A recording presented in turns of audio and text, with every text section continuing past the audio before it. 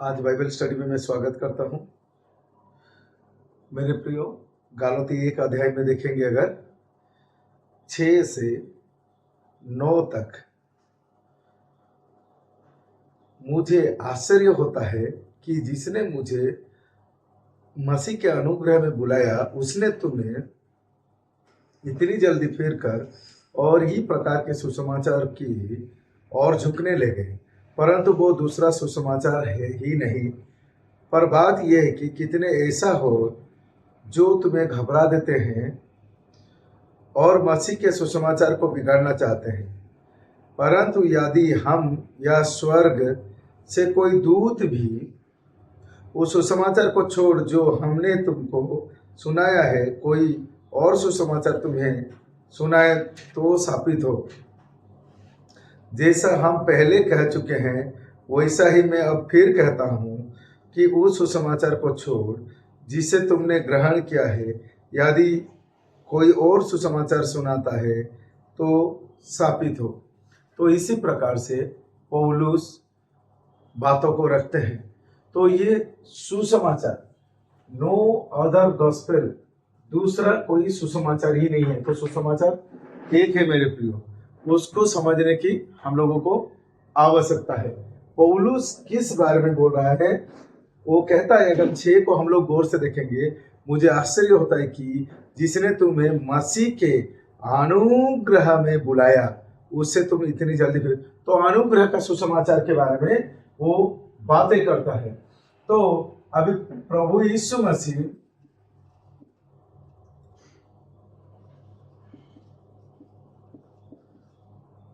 आर्थली ministry प्रभु यीशु मसीह का और heavenly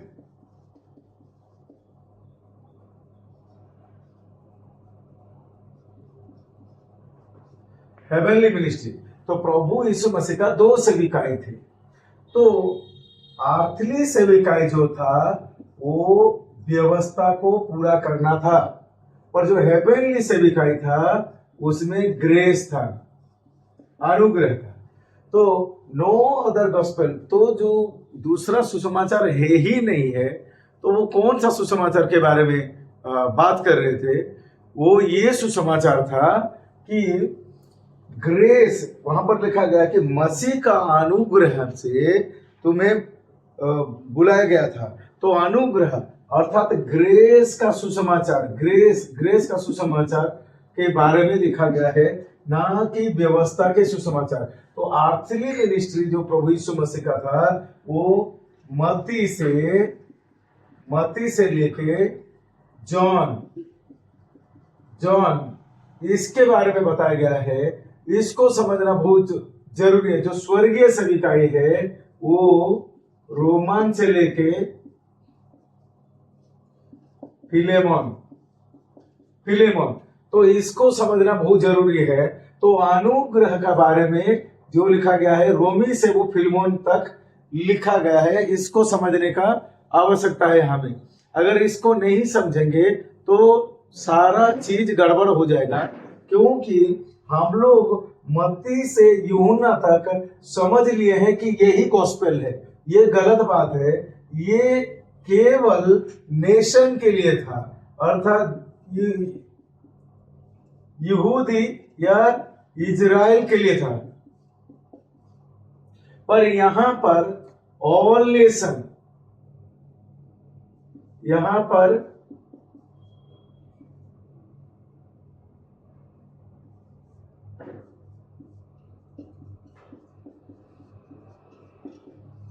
तो यहां पर हम लोग देखते हैं ऑल नेशन, तो यहां पर केवल स्पेसिफिक इजराइल रखा गया था। तो ये चीज को हम लोगों को समझने का जरूरत है कि रियल गॉस्पेल ये है। तो यहां पर पीटर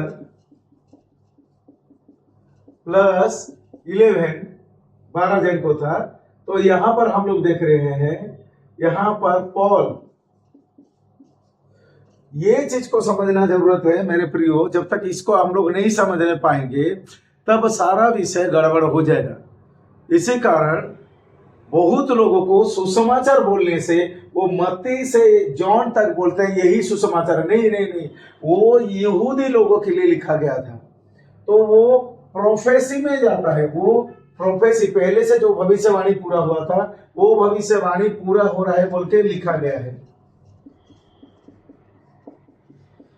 और ये जो है ये रहस्य है। तो फिर से वो बातों को मैं पढ़ रहा हूं। मुझे आश्चर्य होता है कि जिसने तुम्हें मसीह के अनुग्रह में बुलाया उससे तुम्हें इतनी जल्दी फिर कर और ही प्रकार का सुसमाचार की ओर झुकने लगे। तो कई बार प्रभु अनुग्रह से बुलाता है, वो अपना लहू को बहाया है, प्रभु अपना लहू को बहाया है। तो उसी के हिसाब से हम लोग भूल जाते हैं कि लहू बहने के बाद स्वर्ग से प्रभु यीशु मसीह का सेविकाई भी हुआ था। तो ये अनुग्रह का सेवा, ग्रेस की क्रूस पर सब कुछ कर दिया गया है। अगर हम लोग देखेंगे रोमी पुस्तक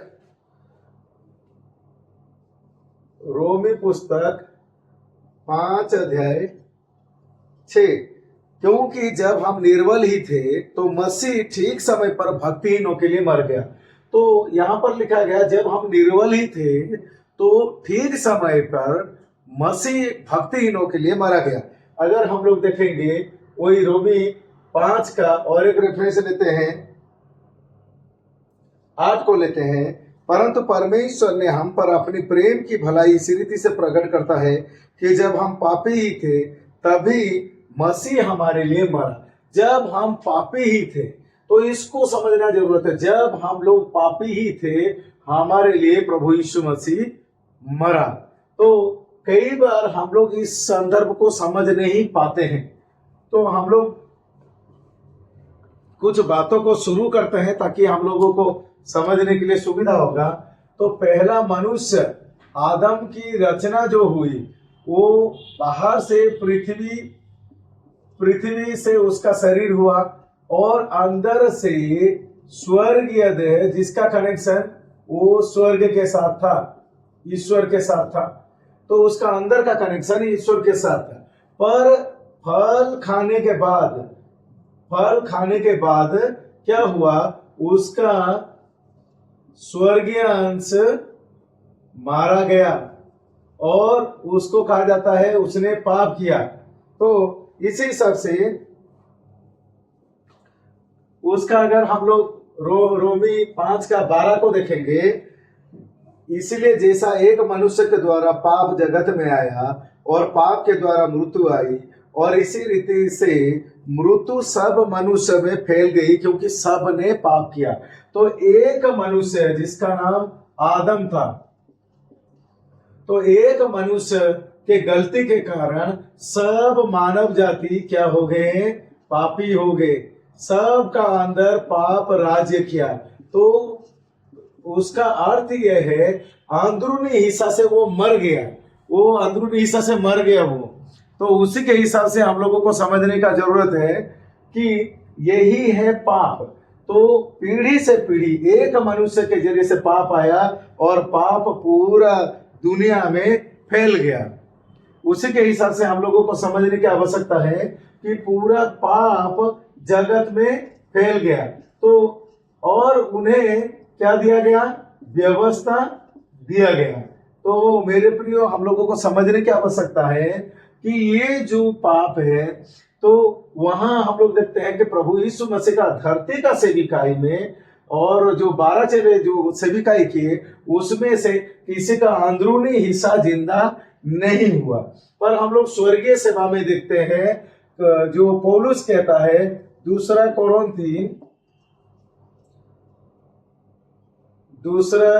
कोरिन्थी 5:17 के अनुसार, 5:17 के अनुसार कि स्वर्गीय देह क्या हुआ, सृष्टि हुआ, स्वर्गीय देह सृष्टि हुआ। तो जबकि ये है रियल गॉस्पेल। तो पहला मनुष्य ने क्या किया था, पाप किया, पाप के कारण वो सब स्वर्गीय देह मर गए, अंदर से मरे।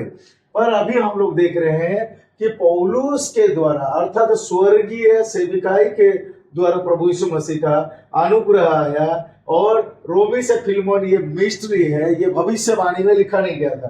तो यहूदी और अन्य जाति सबके लिए ये उपलब्ध किया गया। ये पौलुस के जरिए से आया, पौलुस को मिस्ट्री दिया गया, वो भविष्यवाणी नहीं दिया गया। तो पौलुस यहाँ पर बोलता है कि ये सेवा को छोड़ के ये विषय से ही अनुग्रह मिलता है और नया सृष्टि होता है। अगर ये विषय नहीं है, इसमें जो अर्थली सेविकाई में चलते हैं वो लोग श्रापित है, इस प्रकार से लिखा गया है। परंतु वो दूसरा सुसमाचार है ही नहीं। तो ये सुसमाचार नहीं था मेरे प्रियो। तो यहाँ पर कोई भी प्रकार का नया सृष्टि अर्थात स्वर्गीय देह का उत्पन्न नहीं हुआ, बल्कि ये बाहरी स्ट्रक्चर में जो भविष्यवाणी भविष्यवक्ताओं के द्वारा पूरा हुआ, वही बातों को वो लोग लिख रहे थे। तो अभी हम लोग देखते हैं, परंतु यदि हम या स्वर्ग से कोई दूत भी उस सुसमाचार को छोड़ जो हमने तुमको सुनाया है, कोई और सुसमाचार तुम्हें सुनाए तो वो श्रापित है।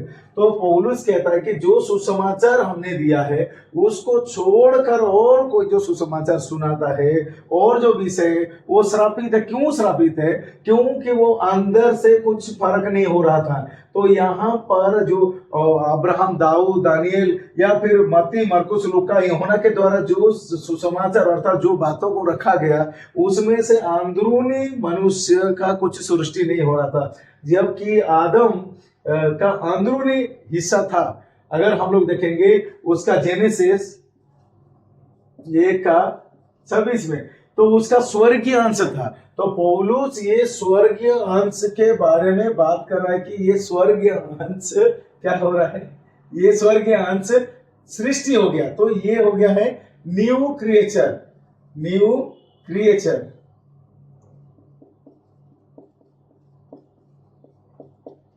तो इसको समझना बहुत जरूरी है। तो उसको छोड़ के, ये अनुग्रह का सुसमाचार को छोड़ के और कोई नई सृष्टि नहीं हो सकता।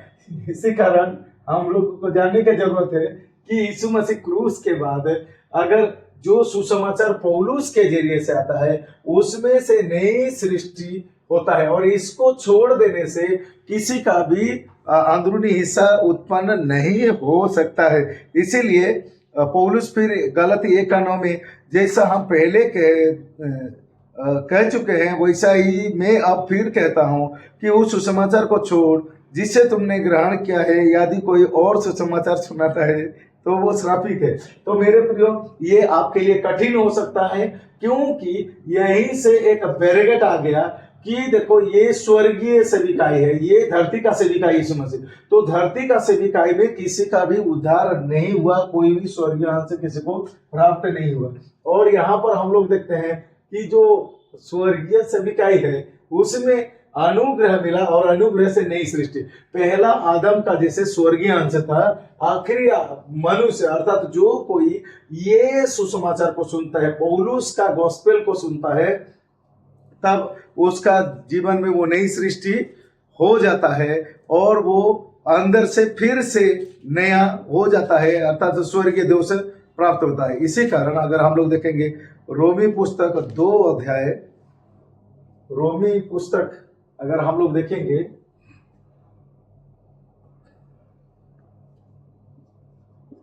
रोमी 2:16, यहां पर लिखा गया है, जिस दिन परमेश्वर मेरे सुसमाचार के अनुसार यीशु मसीह के द्वारा मनुष्य की गुप्त बातों का न्याय करेगा।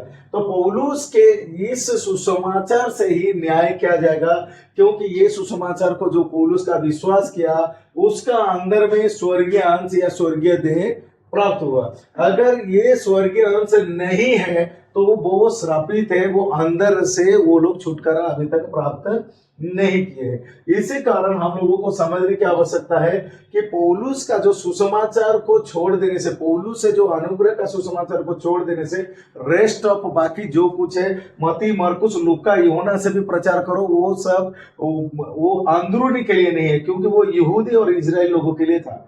तो मेरे प्रियो, हम लोगों को सीखने का जरूरत है कि ये सारा चीज को हम लोग जानना है कि एक्चुअली रियल गॉस्पेल क्या है।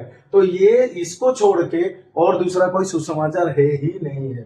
ये सारा चीज को हम लोगों को जानना है। और अगर नहीं जान पाते हैं तो फिर क्या हो जाएगा, हम लोग देखते हैं आप ऑलरेडी एक श्रापित कैटेगरी में हैं, आपको सिखाने वाला एक श्रापित कैटेगरी में है, क्योंकि वो लोग रियल गॉस्पेल को अभी तक जानते नहीं है। इसीलिए मेरा विश्वास है कि आज के ये शिक्षा के द्वारा आप समझ लिए होंगे कि रियल सुसमाचार क्या है। धन्यवाद।